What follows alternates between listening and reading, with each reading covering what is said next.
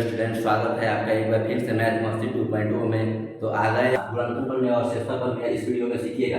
शेषफल प्रमेय सीखने के लिए क्या होता है कि भाज्य, भागफल, भाजक, शेष यानी कि शेषफल ये जानते हैं हम लोग बचपन से भाग देते हुए आ रहे हैं।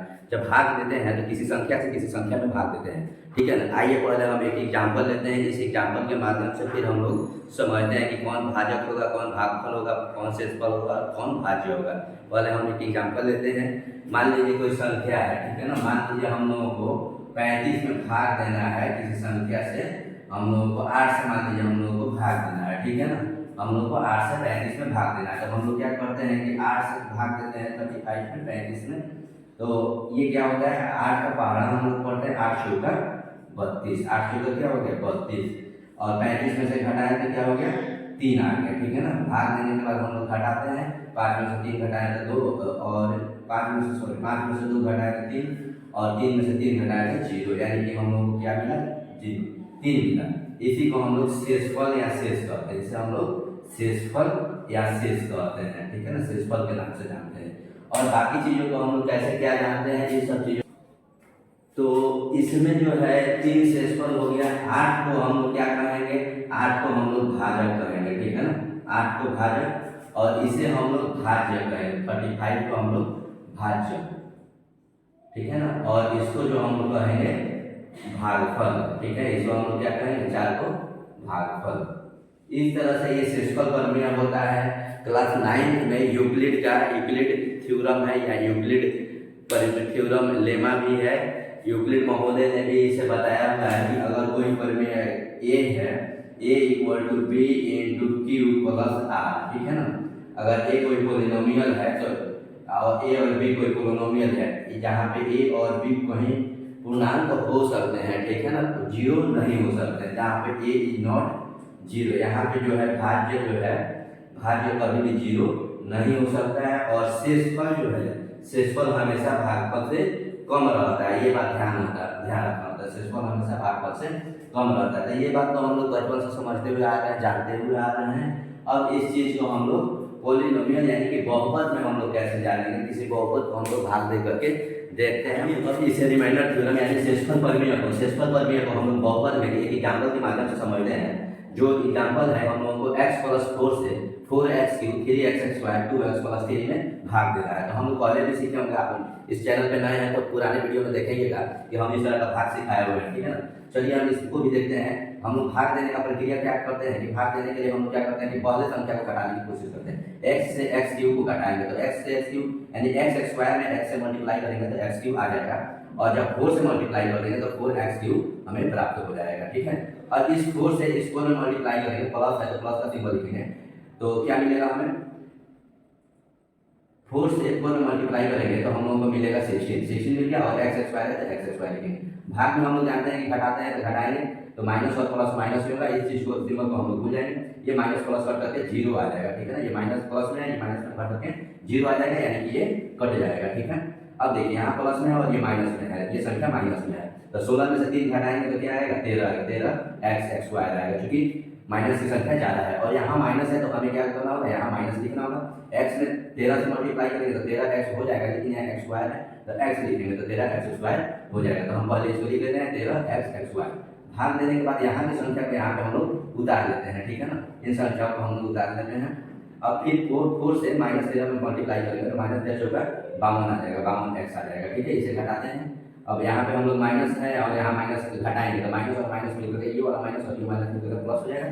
तो फिर ये प्लस माइनस कट करके 0 आ जाएगा। फिर यहाँ माइनस और यहाँ माइनस है और इसको घटाएंगे, भाग में हम जानते हैं घटा देता है तो माइनस और ये वाला माइनस होकर के प्लस हो जाएगा। इस सिंबल को हम लोग भूल जाएंगे। 52 और 2 54 कितना हो गया, प्लस में 54x हो गया, ठीक है। प्लस ये 3 उतर गया, ठीक है ना।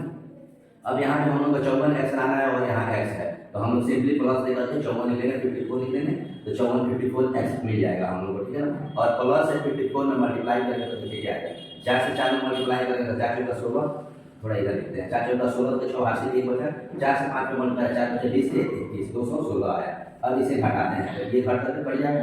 यहाँ प्लस है और यहाँ माइनस है, तो प्लस माइनस माइनस लेते हैं। 216 में से 3 घटाएंगे तो हमें क्या प्राप्त हो जाएगा, -213 प्राप्त हो जाएगा, यानी कि ये हमें शेष प्राप्त हो गया। शेष प्रमेय के माध्यम से हम लोग को ये शेष प्राप्त हो गया, ठीक है ना। तो इस कंडीशन में हम लोग को ये जो शेषफल प्राप्त हुआ है, इसी को हम लोग शेषफल प्रमेय कहते हैं।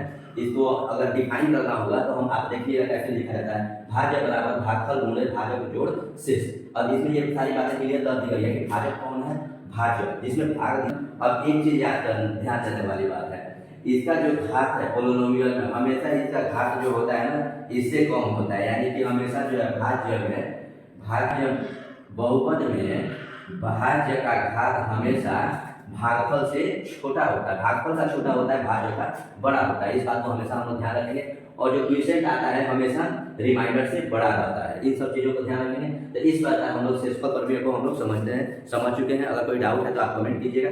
अभी आप वीडियो में बने रह रहिए, इसी वीडियो में आपको गुणनखंड प्रमेय समझाया जाएगा और संभव है इसी क्वेश्चन से हम गुणनखंड प्रमेय भी आपको समझा रहे हैं, तो भी आप देखिएगा कि उसमें भी शेषफल -213 ही आएगा। अगर आपको वीडियो पसंद आ रहा है तो आपके मोबाइल स्क्रीन से जो लाल वाला बटन है उस लाल वाले बटन पे आप कलम टेक के मारिए, अपना प्रोग्राम टेक के मारिए, बस वो क्लिक हो जाना चाहिए और सब्सक्राइब हो जाना चाहिए, ठीक है ना। मुझसे इसे कुछ लेना देना नहीं आपका। क्वेश्चन को गुणनखंड प्रमेय में हम समझेंगे, ठीक है ना। गुणनखंड प्रमेय का क्वेश्चन इस प्रकार से कहता है कि इस बहुपद का गुणनखंड x+4 होगा कि नहीं। तो हम लोग को कैसे समझना होगा कि इसका गुणनखंड x+4 होगा कि नहीं। तो हम लोग क्या करते हैं, x+4 0 यहाँ लिखते हैं, x बराबर को उधर भेजेंगे तो x क्या मिलेगा, -4 मिलेगा।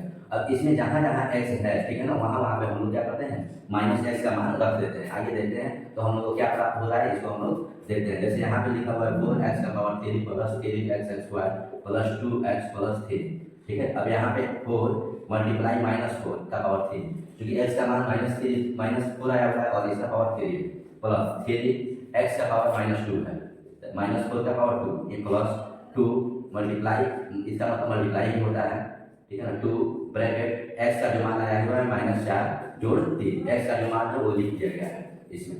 4 को 3 बार गुना करेंगे तो 4 को 3 बार 4 गुणे 4 गुणे 4 क्या आ जाएगा, माइनस माइनस तीनों में है तो 3 बार माइनस माइनस प्लस और फिर प्लस माइनस माइनस, 4 चौका 16, 16 चौका 64, ठीक है। हमें क्या प्राप्त हुआ, 4 गुणे -64, ये प्राप्त हो गया। प्लस इसको अभी हम लोग ब्रैकेट में कर देते हैं, ठीक है ना, समझ में आने के लिए। प्लस माइनस का कंफ्यूजन नहीं हो। अब देखिए 4 को -4 को 2 बार गुणा करेंगे, -4 गुणे -4, अब ये हमें क्या रिजल्ट देगा, 16, ठीक है। 16 में 3 से गुणा कर देगा, 16 या 48, इसको हम लोग निकाल देते हैं यहीं पे। अब देखिए यहाँ प्लस है और यहाँ माइनस है, तो प्लस माइनस माइनस 2 चौका 8 और इधर प्लस है तो 3 हो गया, ठीक है। अब इसको निकाल देते हैं, इसको मतलब बना देते हैं, ठीक है ना। अब देखिए 64 में 4 से गुणा करें, 4 चौका 16 का 84, 4 चौका 24 से 25, माइनस में ये आ गया प्लस 48 -8 प्लस 3, ठीक है। अब माइनस वाली संख्याओं को एक पास जोड़ लेते हैं, 256 में 8 जोड़ेंगे, 8 से 14 का 4 80 थे, 5 1 6 2 की 2 -264 और प्लस वाली संख्याओं को एक पास जोड़ेंगे, 48 में 3 जोड़ेंगे 51, ठीक है। अब 264 में 51 को घटाएंगे तो क्या मिलेगा, 4 में से 1 घटाएंगे 3, ठीक है। 6 में से 5 घटाएंगे 1 और 2 की 2, माइनस में आया 213, ठीक है। तो जो हम लोग डिवीजन प्रक्रिया यानी कि शेषफल प्रमेय के आधार पर हम लोगों ने देखा था उसमें भी -213 आया था, और फैक्टर थ्योरम यानी गुणनखंड थ्योरम के माध्यम से देखा है तो इसमें भी -213 आया है। इस प्रकार अगर ये वीडियो आपको इन्फॉर्मेटिव लग रही है, आपको अगर क्वेश्चन समझ में आ रहा है तो इस वीडियो को ज़्यादा से ज़्यादा शेयर कीजिए, क्योंकि ज़्यादा से ज़्यादा शेयर कीजिए, ज्ञान बांटने से ज्ञान बढ़ता है। याद रखिएगा, आपका अगर ज्ञान बढ़ा तो इस वीडियो को ज़्यादा से ज़्यादा शेयर करके दूसरों का भी ज्ञान बढ़ाइए, आपका भी ज्ञान बढ़ेगा, ठीक है। मिलते हैं किसी और वीडियो में, मिलते हैं किसी और इन्फॉर्मेटिव वीडियो में, तब तक के लिए जय हिंद।